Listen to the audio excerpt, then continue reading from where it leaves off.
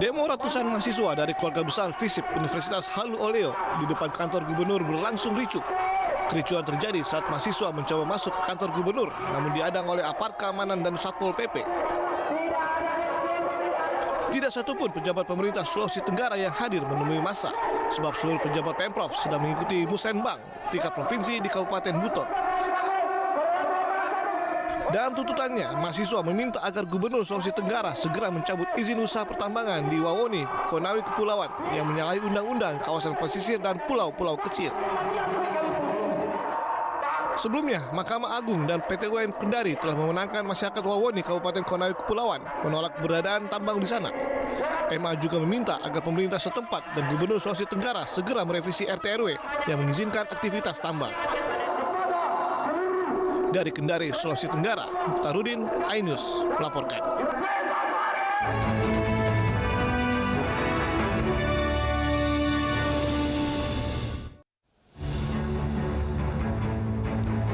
Selamat sore pemirsa, kita berjumpa di iNewsroom, ruang memperdalam informasi yang aktual dan komprehensif. Saya Davi Pratama.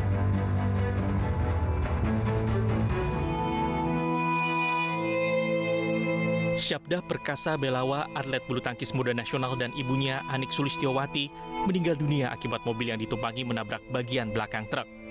Kecelakaan terjadi di Jalan Tol Pemalang Batang, kilometer 315A arah Jakarta ke Semarang. Sementara ayah Syabda, Muanis, dan kedua saudaranya luka-luka. Diduga kecelakaan terjadi akibat Muanis yang mengendari mobil mengantuk hingga menabrak bagian belakang truk yang dikendarai Ari Wibowo. Ketiga penumpang yang terluka masih dirawat di RSI Pemalang. Sementara jenazah Syabda dan ibunya dibawa ke Sragen untuk dimakamkan. Bulu tangkis benar, Pak? Ya, betul. Dia adalah seorang atlet bulu tangkis yang berdomisili di Bekasi. Kalau satunya yang meninggal siapa, Pak? Yang satu adalah ibunda dari Alma. Posisi dia penumpang atau nyopir? Posisi sebagai penumpang. Penumpang semua dua-duanya. Ya, untuk korban sementara masih di rumah sakit dan persiapan untuk diberangkatkan ke rumah duka. Ya. Ini masih persiapan untuk yang sakit juga masih di sini juga luka ringan. Berarti yang meninggal dua itu? Ya, untuk yang meninggal dua diberangkatkan ke Kemana itu? ke rumah duka. Rumah dukanya Solo atau yang Jakarta? Ke mana tadi? Sragen. Sragen. Sampai Senin siang, polisi dan pihak Jasara Harja masih melakukan pendataan atas kecelakaan ini. Dari Pemalang, Jawa Tengah, Suryono Soekarno, iNews melaporkan.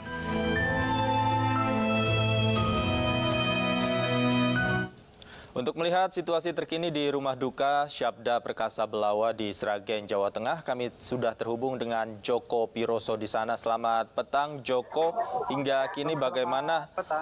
Apakah banyak warga yang bertakziah di rumah duka? Dilaporkan dari Dukuh Roto, Kecamatan Mondoan, Sragen. Ini di rumah duka.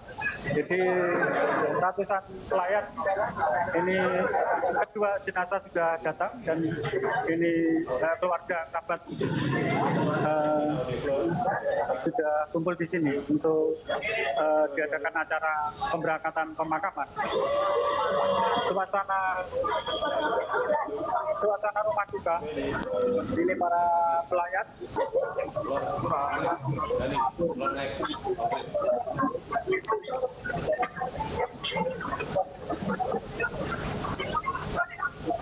Baik, Joko, apakah hingga saat ini jenazah almarhum sudah tiba di rumah duka? Sudah. Si dua korban, ibu sama Mas sudah datang, barusan datang, dan ini suasana di rumah duka. Kapan rencananya akan dimakamkan? Setelah acara keluarga, terus lalu diberangkatkan ke pemakaman. Di Baik. sini ya suasana gerimis juga ini. Baik, Begitu. Ya. hari ini atau sore ini di sana sudah gelap begitu, Joko, tapi Ya, warga sudah. masih terus datang ke rumah duka, Joko. Iya, ini sudah kumpul dan sudah datang jenazah. Ini rencana mulai prosesi acara pemberangkatan, seperti itu. Oke, artinya sebentar lagi jenazah akan dimakamkan malam ini juga. Iya, malam ini juga. Di mana akan dimakamkan? Di 1 kilo dari rumah duka. Iya. Dengan berjarak 1 kilo.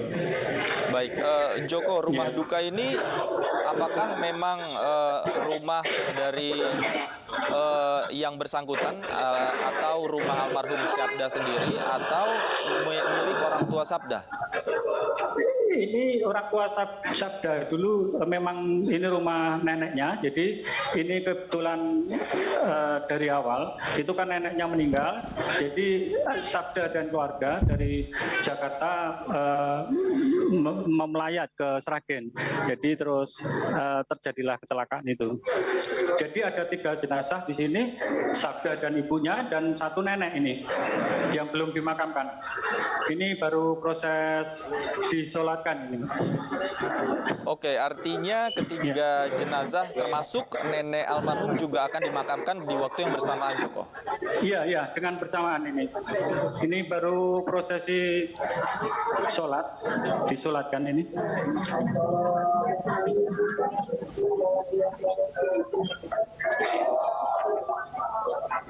Baik. Ada 3.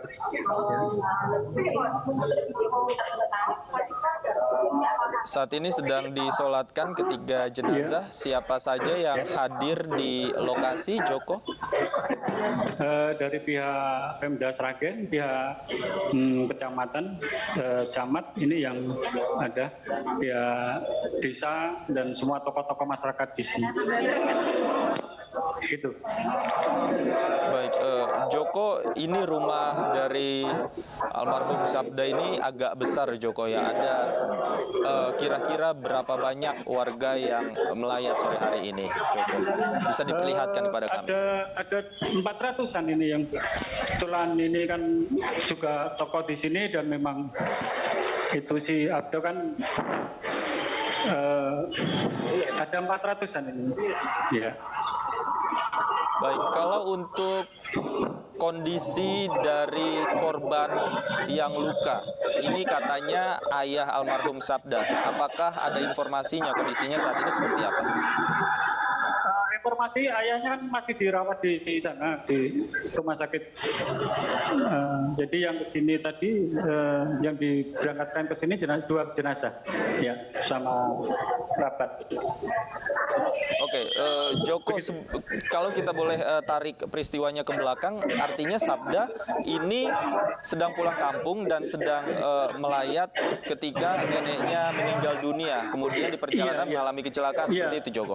Iya, tadi malam kan neneknya meninggal, lalu si Abdad pulang ke sini melayat sekeluarga gitu. Oke, baik.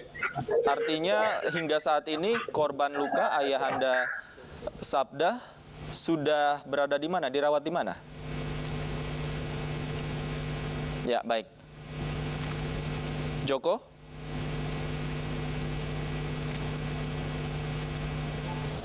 Baik.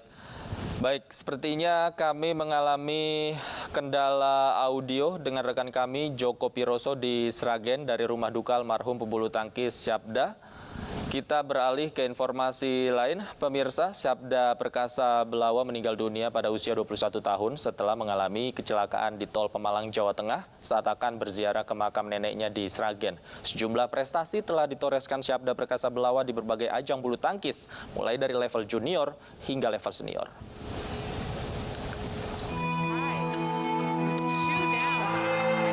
Syabda Perkasa Belawa merupakan salah satu skuad Indonesia di Thomas Cup 2022.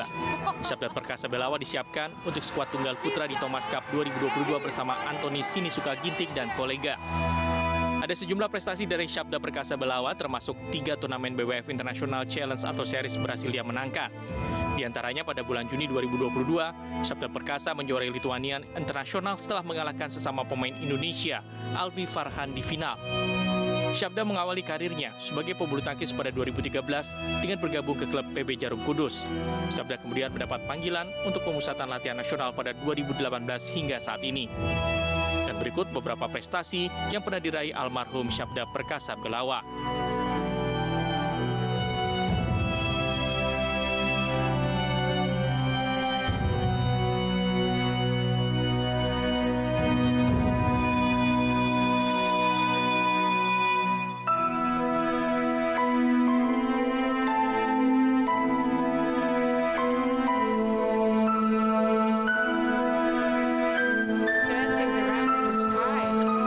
Dengan berbagai prestasi dan keikutsertaannya di sejumlah turnamen, saat ini Syabda Perkasa menduduki peringkat 90 dunia BWF. Tim iNews melaporkan. Seorang wanita ditemukan tewas di sebuah penginapan di Sleman, Yogyakarta. Saat ditemukan, kondisi korban telah termutilasi di ruang kamar mandi.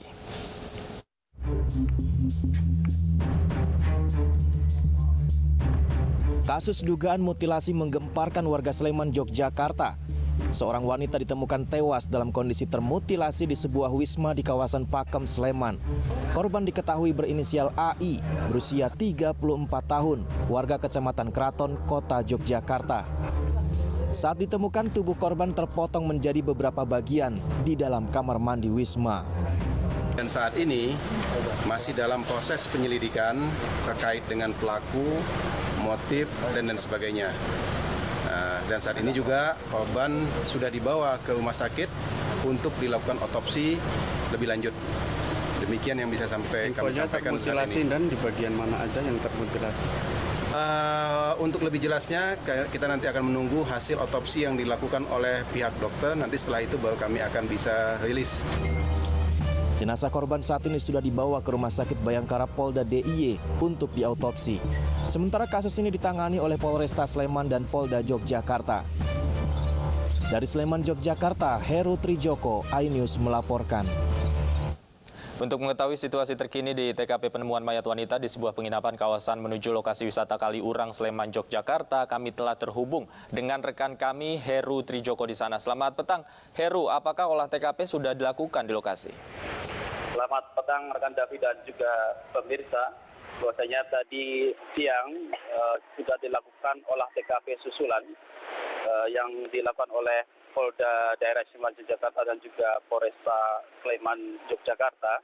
Dan hingga sampai sore hari ini, polisi masih terus melakukan pengembangan penyelidikan guna mengungkap kasus temuan mayat wanita yang diduga menjadi korban mutilasi di sebuah penginapan di Jalan Kaliurang kilometer 18. Dan sampai saat ini polisi masih belum mengungkap hasil otopsi yang sudah dilakukan siang hari tadi. Dimungkinkan hasil otopsi akan dirilis keesokan harinya karena masih menunggu perkembangan penyidikan termasuk dalam memburu pelaku yang identitasnya sudah diketahui. Demikian. Baik, saat menemukan jenazah mayat tersebut, apakah polisi juga mengamankan barang bukti yang ada di lokasi? Apa saja barang buktinya? Ya, polisi tadi waktu olah TKP lanjutan tidak menyebutkan barang bukti apa aja yang diamankan.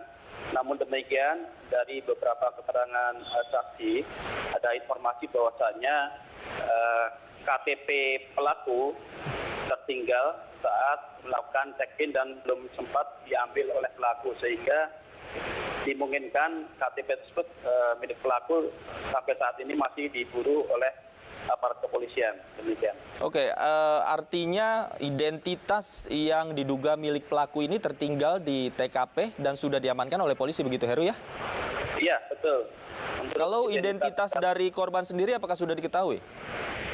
Untuk identitas korban sudah diketahui berinisial AI dan sore tadi sudah dimakamkan di kampung halamannya di daerah Kecamatan Kraton, Kota Yogyakarta. Baik, kalau dari informasi sementara sudah ada berapa orang saksi yang diperiksa oleh polisi?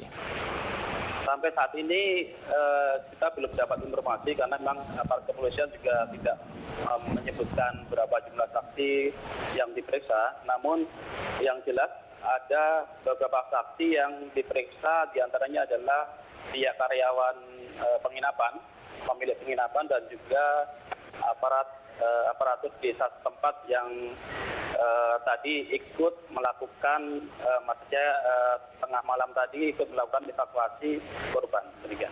Baik Heru, dari informasi sementara yang Anda dapatkan, bagaimana suasana di penginapan ketika jelang kejadian itu terjadi? Ya, suasananya tidak terlalu ramai mengingat lokasi penginapan itu berada agak masuk ke dalam. Jadi tidak di pinggir jalan raya dan juga jauh dari keramaian ataupun pemukiman penduduk. Baik, terima kasih Heru Trijoko melaporkan langsung dari Sleman, Yogyakarta. Selamat bertugas kembali. Pemirsa, Hendra Gunawan alias HG, eksekutor perampokan bersenjata api di Bank Arta Kedaton Makmur, Lampung, ternyata berasal dari keluarga berada. Selain rumah mewah, Hendra juga punya toko material di Lampung Selatan.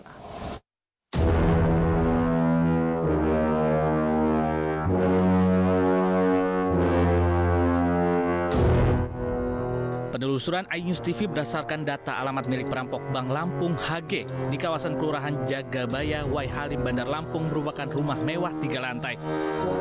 Dari keterangan sejumlah warga, HG dan keluarganya merupakan orang yang telah lama tinggal di lingkungan setempat. Hendra juga diduga memiliki beberapa usaha toko material dan memiliki ekonomi yang mapan. Meski demikian, menurut warga, HG dan keluarganya tidak banyak bersosialisasi dengan warga dan terkesan menutup diri.